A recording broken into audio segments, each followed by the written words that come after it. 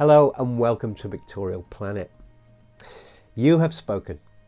I put out the poll and you all voted. And 3 really good developers got to the top of that poll pretty quickly. But the one that pipped the others to the post was FX-55. And I'm excited about that because it's a developer that I've always liked.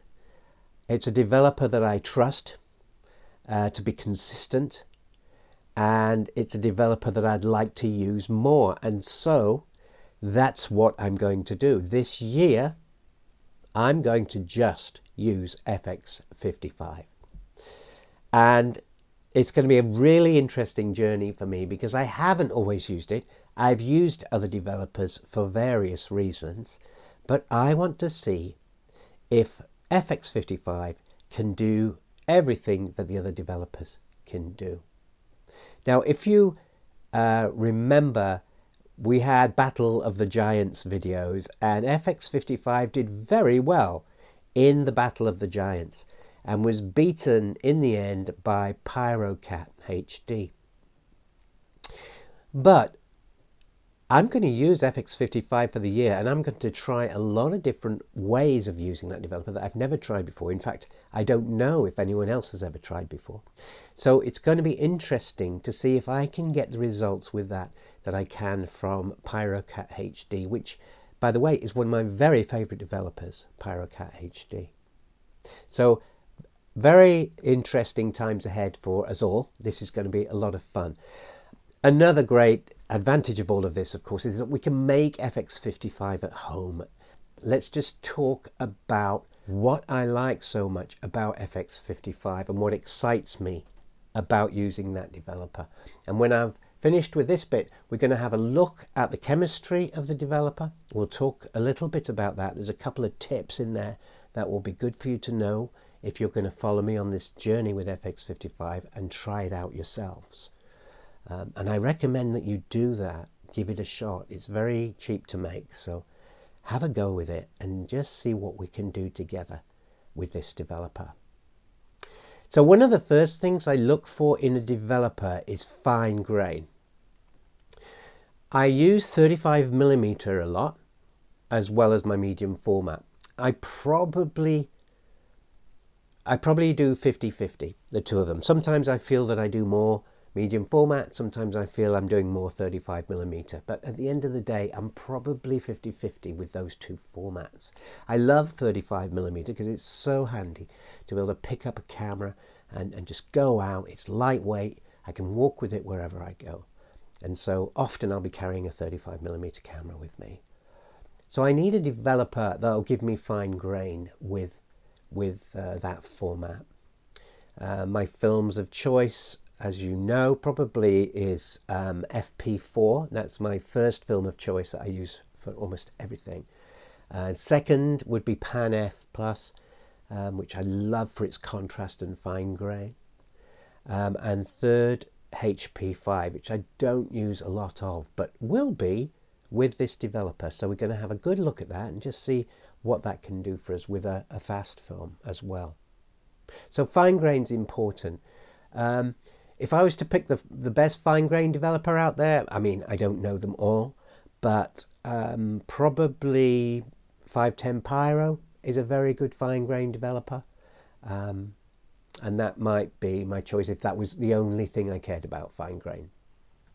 But let's move on. What's the second thing that I'm really interested in a developer? And that's tonal range.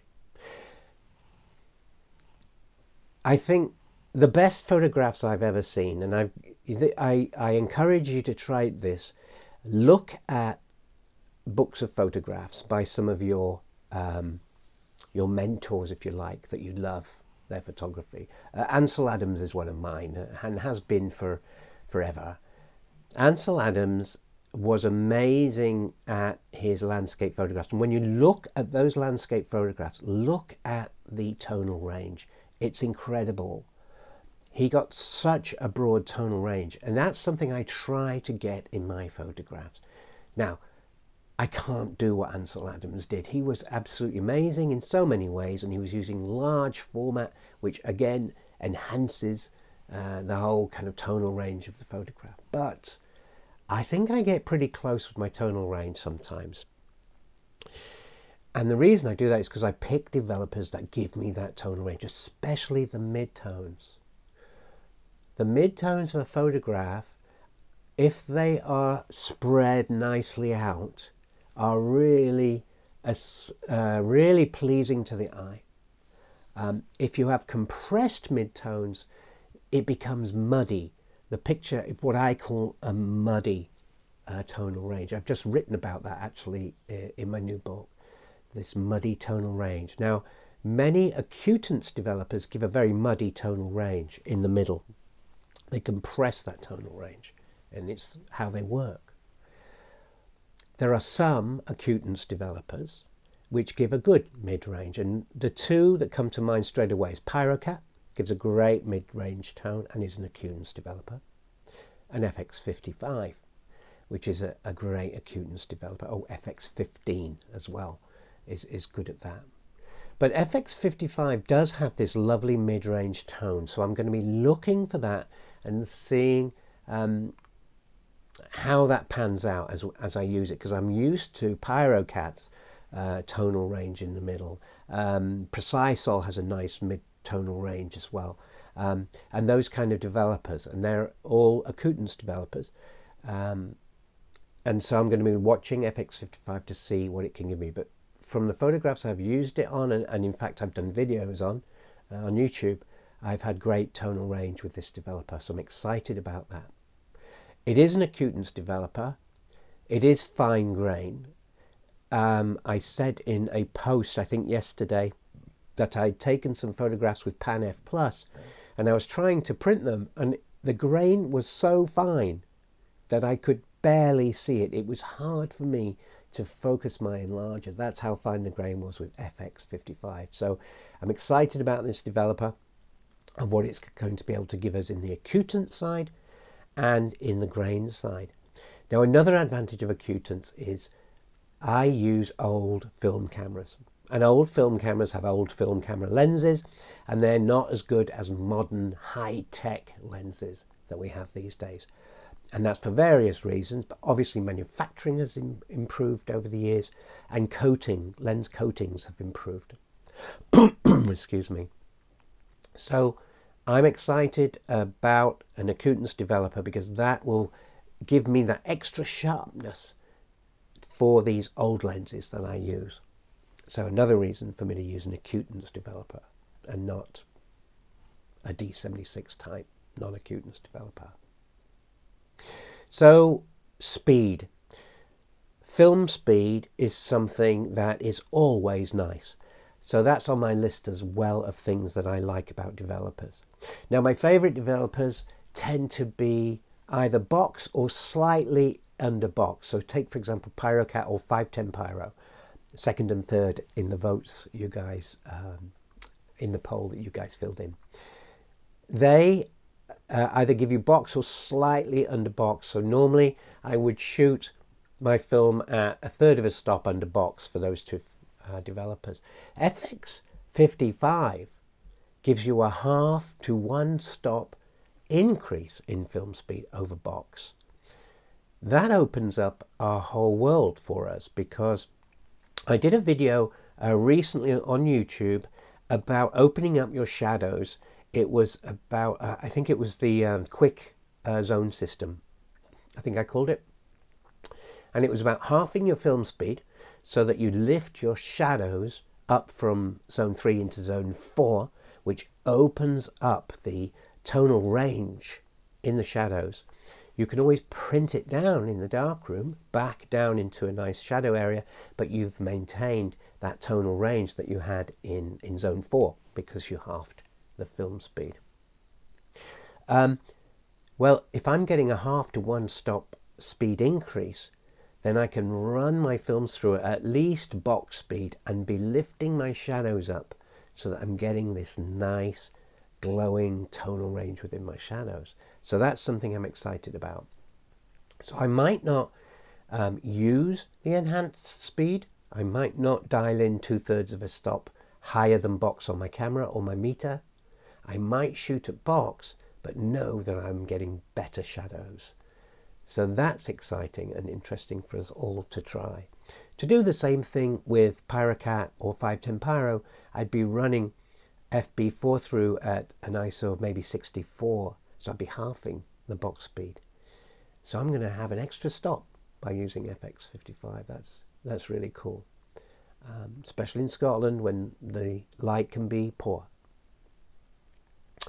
Another thing that I like in my developers, which I'm excited about FX-55 with, is the zone system. Now I use the zone system, you all know that. I teach the zone system, and I'm excited that I can use N+ and N- development with FX-55. So it's a very dependable developer, and it reacts reliably with more development or less development to increase or push your highlights up or bring your highlights back down if they're too high.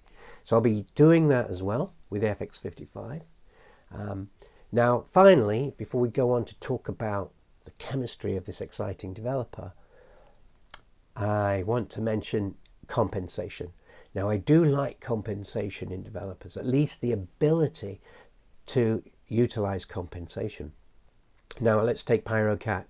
We can use PyroCat as a regular developer. 1 plus 1 plus 100 will give us regular development. But we can also dilute it more and create a compensating effect and do things like semi-stand development with it, which will look after our highlights and bring them down into a printable range whilst still developing the rest of the negative up to its proper contrast. Well, FX-55, I don't know of anybody who's tried it with stand or compensation development. So that's something I'll be investigating, and that's something that we'll be sharing on this journey as well. How can I get it to compensate? And there's various ideas I have to try, so it'll be fun documenting and videoing these ideas to see what results we get. So all in all, I think this is very exciting that I'm going to be using this. It's a safe developer, so I don't have to put my gloves on anymore. I don't have to worry about splashes. I can make this developer and use it and just develop and have some fun. So thanks for entering the poll. Thanks for putting in your votes. Thanks for being with me on this trip. It's a lot of fun. Let's go talk about chemistry. So let's have an overview of the developer and the chemicals that go into it, and why Geoffrey Crawley chose these chemicals, what he was trying to do with this developer.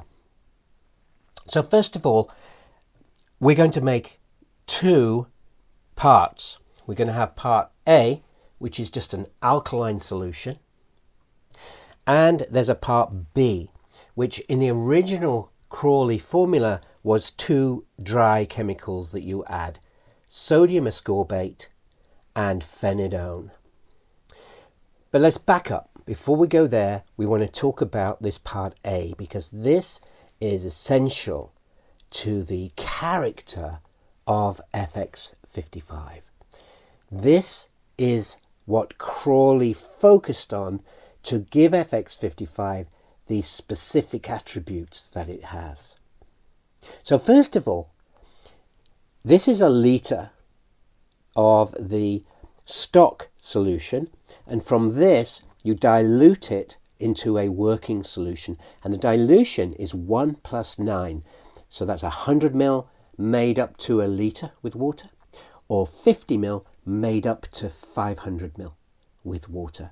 So 1 + 9 is what you dilute the stock for. And he made the stock starting with potassium carbonate anhydrous. Now, potassium carbonate is a strong alkali, and potassium carbonate is particularly soluble in water. So that's probably why he chose potassium carbonate. It dissolves very easily. You can replace it with sodium carbonate anhydrous, in which case you use only 15.4 grams. I like to use the potassium carbonate anhydrous because it dissolves so readily and makes a nice clear solution. Sometimes when I use the sodium, I get a slightly cloudy solution. It works fine, it dissolves well when I dilute it down into the working developer, but I do like this clear solution. So potassium carbonate. Now I said that potassium carbonate is an alkali, it's a fairly strong alkali, and Crawley added sodium bicarbonate, a small amount, and he did this with a couple of other of his developers, and what he was doing there was he was balancing this alkali. He was creating a buffer system between these two chemicals, the potassium carbonate and the sodium bicarbonate. Now when you buy sodium bicarbonate to use in this developer or any of your developers you may make in the future, do buy the pure product, as pure as possible. If you go down to your local store and buy it, it's often been laced or filled with other chemicals. Aluminium comes to mind that they add for some reason. It's impure, so it's harder to get the amounts right. Now, I'm going to do a further video in a day or two where I'm going to talk about this a little bit more, because it's essential that we use this if we're making FX-55 using ascorbic acid instead of sodium ascorbate. Those two are very different, and we'll talk about that in a couple of days. So he's got his buffer. The next thing he wanted to do was preserve all of this to stop it going off. So he added sodium sulfite anhydrous. And it was a very small amount, only 25 grams. Now sodium sulfite is used in a lot of developers, and it's often used as a solvent to make the developer more fine-grained. D76 comes to mind. It's got 100 grams per litre of sodium sulfite, and this helps to make the developer fine-grained through an action called replating. The stronger solution of sodium sulfite dissolves some of the silver that's in the negative and replates it around onto other silver molecules or silver particles, and this creates a fine grain effect, but you lose a lot of sharpness through that. It's one of the reasons why I don't use a solvent developer. He only added 25 grams per litre of stock solution, and we actually, remember, we work this down 1 + 9, so at the end of the day it's like 2.5 grams per litre of working developer, so hardly any sulfite in this at all. Very interesting. Crawley gets his fine grain through the use of pH. He was a master at balancing developers, and he gets the pH right through the next chemical that he adds, and that is sodium metabisulfite. Sodium metabisulfite, also known as sodium bisulfite, you'll see it named both ways, it's the same chemical. Sodium metabisulfite is an acid. It's about 4.3 on the pH scale as a 1% solution. As an acid, when you add it to this, it changes the pH, it lowers the pH. Potassium carbonate, sodium carbonate are quite high pH, and it brings them down from about 11 down to around about 9. This is what this chemical is doing, and by bringing that pH down, Crawley very carefully balanced this developer to give very fine grain without the use of sodium sulfite. So very clever how he did that. And typical Crawley. Other manufacturers used much more of this kind of thing. Crawley always liked to balance his developers very well. So that's what he's doing. Now there's a tip here, an important tip, because some of you scan your negatives. If your primary use for your negatives is scanning, you want a more contrasty negative than if it's printing in the darkroom. And Crawley said that normally, for normal darkroom work, use 12 grams per litre of sodium metabisulfite in this stock solution. But if you scan your negatives, only use 10 grams per litre. reduce it by 2. This means that the pH is slightly higher of the FX-55, so you'll get more contrast and it's better for your scanning. So good tip there. Okay, so that's how the developer is made up. Notice that there's no bromide used in it. There's no other like benzyl triazole in it at all to get rid of fog. It's such a well-balanced developer that there's very little fog on the negatives. It's a clean working, modern developer. Now, part B, I talked about that briefly earlier, was 2 dry chemicals. It is sodium ascorbate, which is a form of buffered vitamin C, and phenidone. These 2 things are added just before development. He did this because in the early days of vitamin C developers, there was little understanding of how to keep the developers stable, and they would go off at the drop of a hat. No one understood why at the time, and apparently, from what I've learned, and I am no expert, I'm no chemist in this stuff, from what I've learned, it was because of impurities in the water which would react with the vitamin C and go off very quickly. Sudden death, they called it in Xtol. Well, that's why we add these just before development, so we're never going to get that, and we're always going to get reliable, solid, reliable development. There is another chemical you can use, and that is, I've got some over here, Ascorbic acid. Now, as the name says, this is an acid, whereas sodium ascorbate is neutral. If I just added ascorbic acid, which is vitamin C as well, a pure form of vitamin C, non-buffered, then I would change the whole pH of the developer and it would not work properly. In fact, it makes very thin negatives. It doesn't work well at all with just straightforward ascorbic acid and phenidone. So in a video in a couple of days, I will be describing how to use ascorbic acid in your FX-55. You can do it.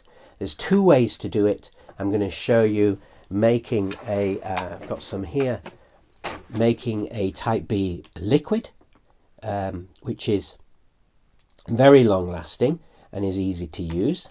But there's another way, if you want to be closer to how Crawley wanted you to use this developer. There's another way to use this, which uses ascorbic acid and sodium bicarbonate. It's going to be a very interesting video because there's a little tip about this chemical. So that is the basics of FX-55. That's how it works. We make a stock. We use these chemicals in the stock. It's very well balanced, set at a very specific pH. 2 different pHs dependent upon how much sodium bisulfite you put in. 10 grams if you're going to scan your negatives, 12 grams if you're going to print in the darkroom. And then we dilute this 1+9, and then we add our developing agents just before developing. You've seen some of this before, of course, in my YouTube videos about FX-55. But I hope I've added a little bit of value to this particular one. It's a very exciting developer. Can't wait to share it with you through the year. And I'll see you in a couple of days when we're going to talk about ascorbic acid and how do we use that in this developer without ruining the whole pH. Bye for now.